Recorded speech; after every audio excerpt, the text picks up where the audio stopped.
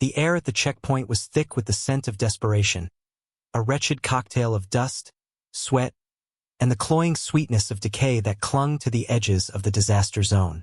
Dr. Anya Sharma stood in the sluggish queue, her body a rigid line of forced patience. Each shuffled step forward was a negotiation with the dull, persistent ache in her right leg, a souvenir from a life she had tried to bury under years of quiet, civilian service. Her worn cargo pants and faded gray t-shirt were anonymous, chosen specifically to help her blend into the background, to be just another face in the suffering crowd. Her focus was singular and sharp, the heavy duffel bag at her feet.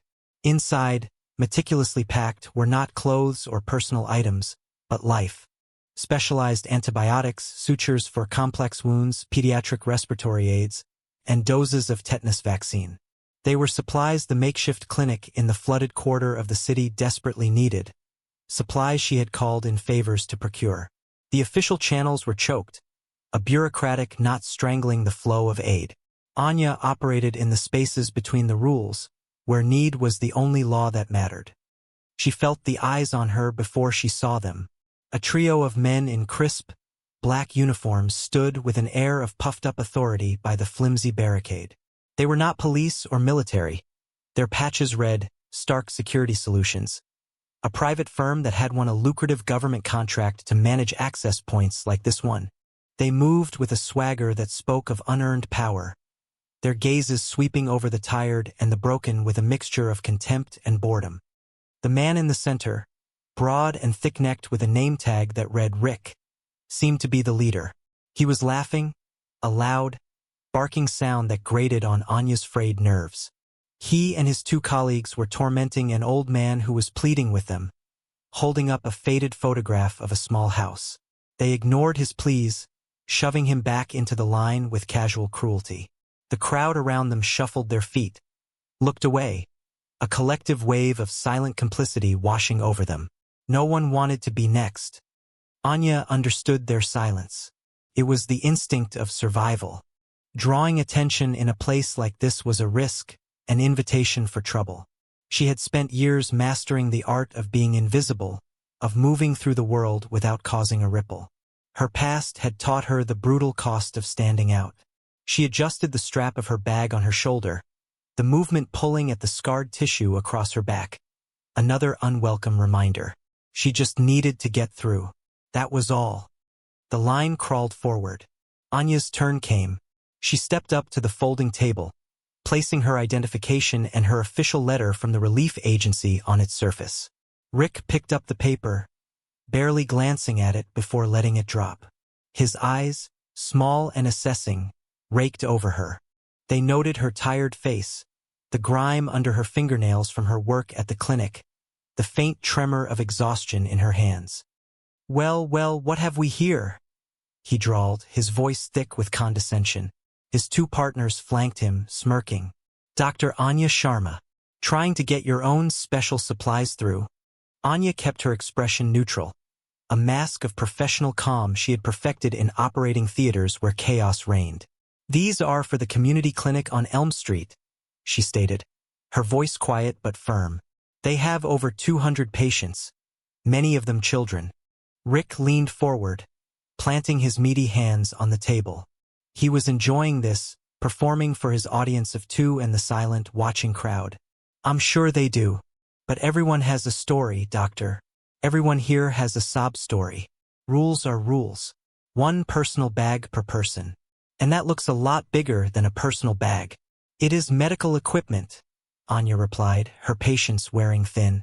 A child with a high fever had been waiting for the specific antibiotic in that bag since dawn. "My letter explains the necessity and grants clearance." "I'm the clearance here," Rick sneered, tapping his chest. "And I don't like your tone. You think because you have doctor in front of your name, you can just walk through here like you own the place." The injustice of it was a familiar, bitter taste in her mouth. She had faced men like this before, in different uniforms, in different languages, but their essence was always the same. Small men intoxicated by a sliver of power. Her training screamed at her to de-escalate, to find a path of least resistance. But another, older part of her, a part forged in fire and loyalty, bristled at the disrespect. Not for her, but for the people she was trying to help. "I am simply trying to do my job," she said, her voice dropping lower, colder. "Your job?" Rick laughed again, that ugly, barking sound. "Your job is to wait in line like everyone else. For all I know, you're smuggling contraband. We're gonna have to search your bag. Thoroughly." A sense of dread, cold and sharp, pierced through Anya's fatigue. She knew what this was. It was not about security. It was about humiliation. It was a power play, designed to break her down in front of the very people she was trying to serve. "That is unnecessary," she said, a final attempt at reason. "The contents are sterile. Opening them here will compromise them." "Oh, now she's giving orders." One of the other guards, a skinny man with a cruel mouth, chimed in. "Maybe we should just confiscate the whole thing." "Evidence." Rick's eyes lit up. "That's a good idea, Mark." A very good idea. He reached for the duffel bag. Anya's hand shot out, her fingers wrapping around the strap with surprising strength. It was pure instinct, a reflex. Her knuckles were white. For a fleeting second, the quiet doctor vanished, and something else looked out from her eyes. Something hard and dangerous. The shift was so sudden, so profound, that Rick actually flinched back. He saw it, the flicker of a predator in the eyes of what he had assumed was prey. But his ego, prodded by the stares of his colleagues, quickly reasserted itself. His face flushed with anger. "Assaulting an officer," he bellowed, his voice booming across the tense silence. "That's it. You're being detained." He grabbed her arm, his grip tight and bruising. "Cuff her." The crowd gasped. A woman in line, her face a mask of fear, pulled her child closer. No one moved to help. They just watched, their faces a mixture of pity and relief that it was not them. The complicity was a physical weight, pressing down on Anya, suffocating her.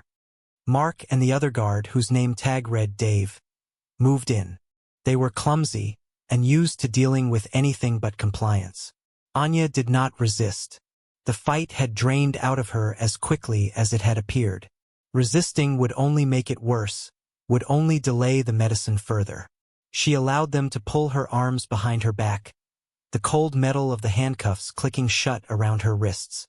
The familiar, degrading sensation sent a shiver of a different kind of memory through her. The sting of zip ties on a dusty roadside, the hood thrown over her head.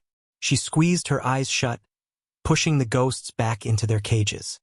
"Now," Rick said, his victory complete.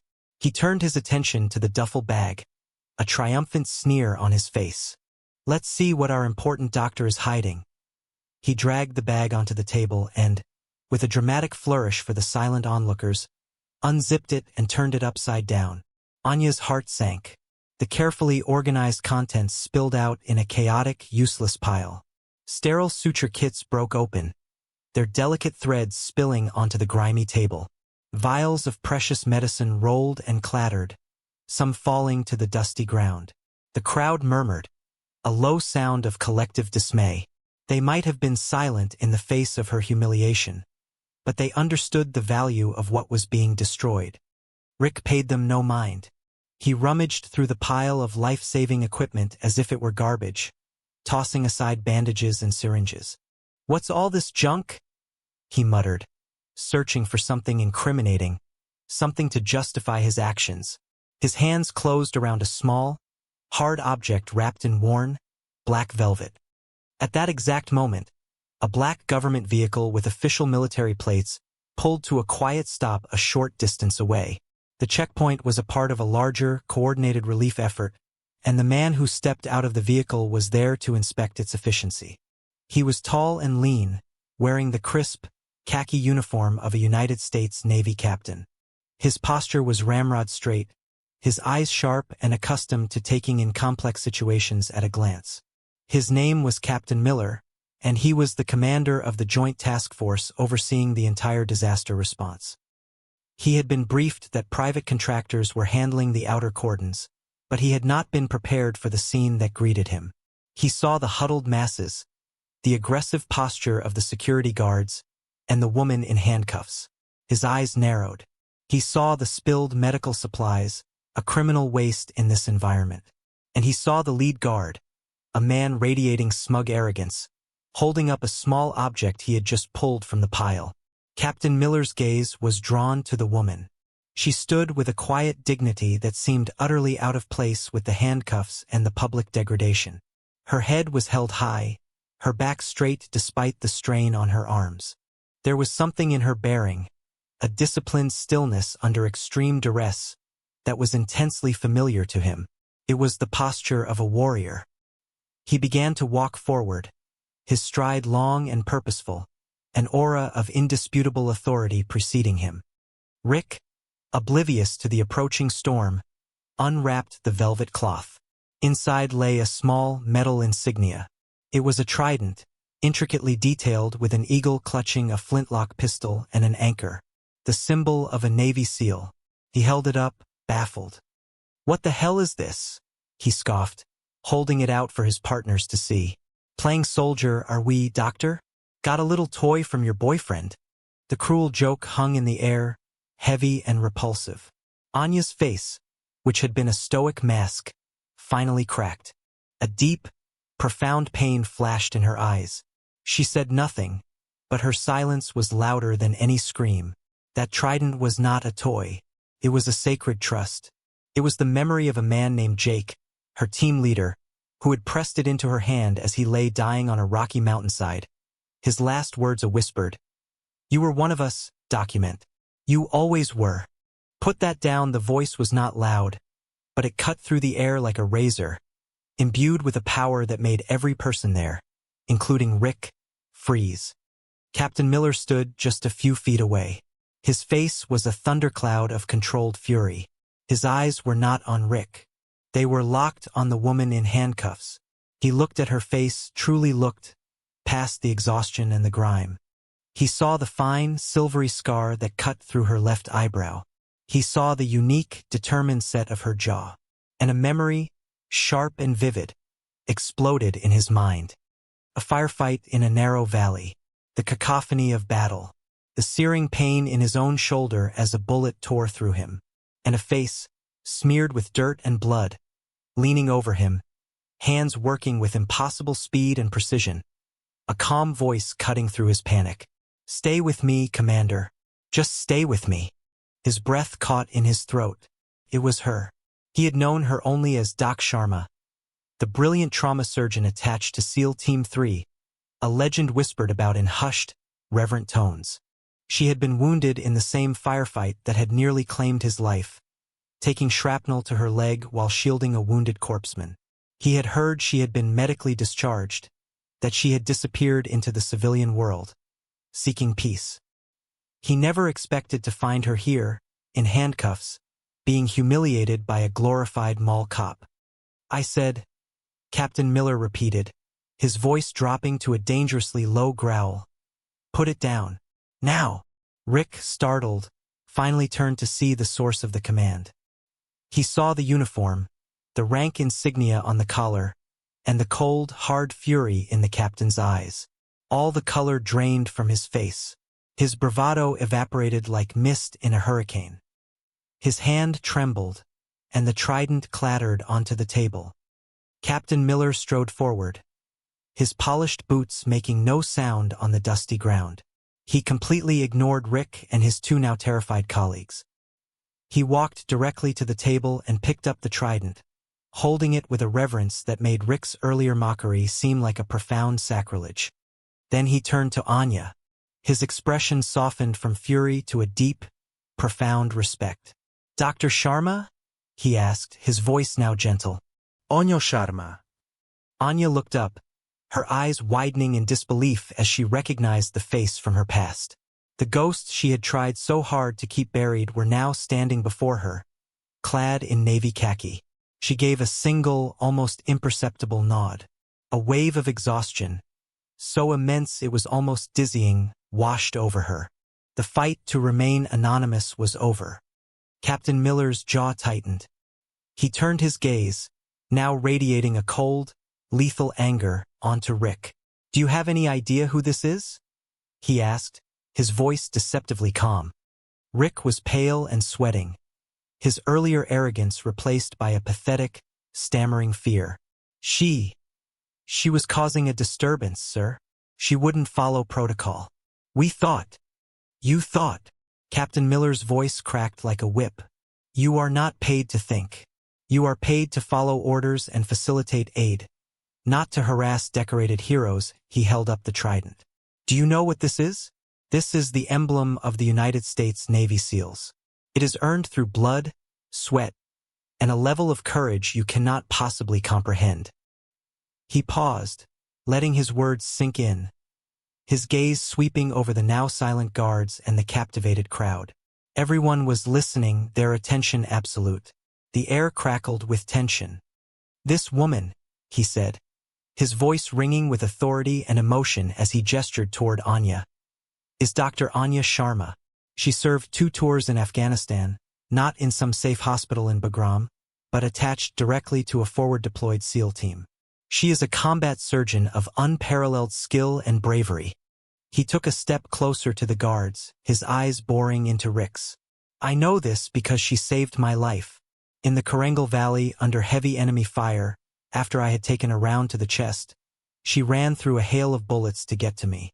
She kept me alive for 6 hours on a mountainside with nothing but what was in her medical kit and her own 2 hands. A collective gasp went through the crowd. They stared at Anya, no longer seeing a disheveled, difficult woman, but a hero from a movie screen, suddenly made real.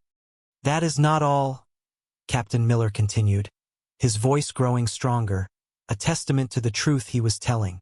On that same day, after saving my life, she was wounded by mortar shrapnel while shielding a young corpsman from the blast. She refused evacuation. She continued to treat the wounded, saving 2 more men before she finally collapsed from her own blood loss. For her actions on that day, Dr. Sharma was awarded the Silver Star for Valor. He let that information hang in the air, a stunning revelation that completely recontextualized the entire scene. The woman they had watched being bullied and handcuffed was a war hero. Rick looked like he was going to be physically sick. His face was ashen, his mouth hanging open in a stupid, horrified gape. Mark and Dave seemed to shrink inside their uniforms, trying to become invisible. She also holds a Purple Heart, Captain Miller added, his voice laced with ice. And the trident she carries, it was given to her by her team leader, Master Chief Petty Officer Jake Raptor Hansen, as he died in her arms. It was his way of telling her she was a part of their brotherhood, the highest honor a non-operator could ever receive. He turned back to Anya, his expression one of deep, sorrowful apology. And this is how we treat her when she comes home. This is the respect we show her. We let bullies in bargain bin uniforms put her in handcuffs because she is trying to continue her life's mission of saving people. The shame in the air was palpable. It radiated from the guards, but it also touched the crowd. The silent bystanders now looked mortified. Their passive observation felt like a betrayal. They had watched a hero be humiliated and had done nothing. Anya looked down, overwhelmed by the sudden, unwanted flood of recognition.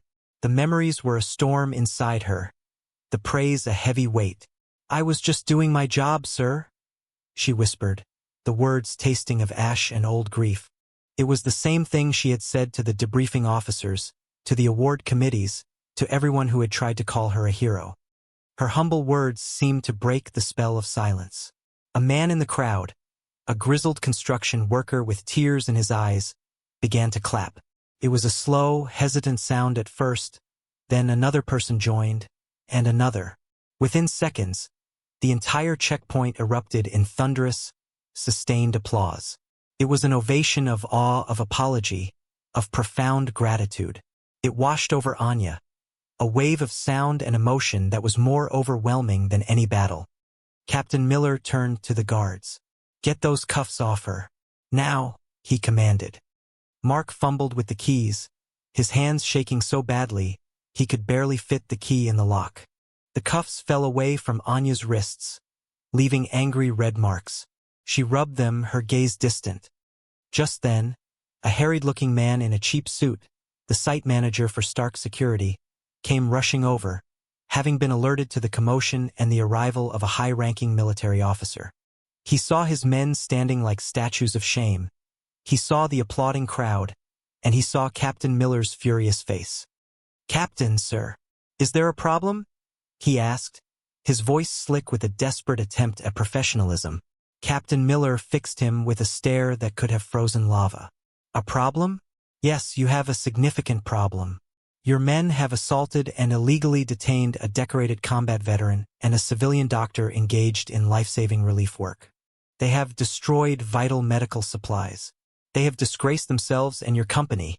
He pointed a rigid finger at Rick, Mark, and Dave. "These three are finished. I want them removed from this site immediately. Their credentials are to be permanently revoked. I will be filing a formal complaint with your company's CEO and the federal agency that granted you this contract." The manager turned pale. "Yes, sir. Absolutely, sir." Right away, he turned on his employees, his face a mask of fury and fear. "You three, you're fired. Get your things and get out of my sight." Rick and his partners, stripped of their authority and their dignity, scurried away, unable to meet the contemptuous glares of the crowd. The manager then turned to Anya, his expression now one of abject apology. "Dr. Sharma, on behalf of Stark Security, I am so sorry. This is inexcusable. We will, of course, replace all of your damaged supplies at our own expense. Whatever you need. Anything."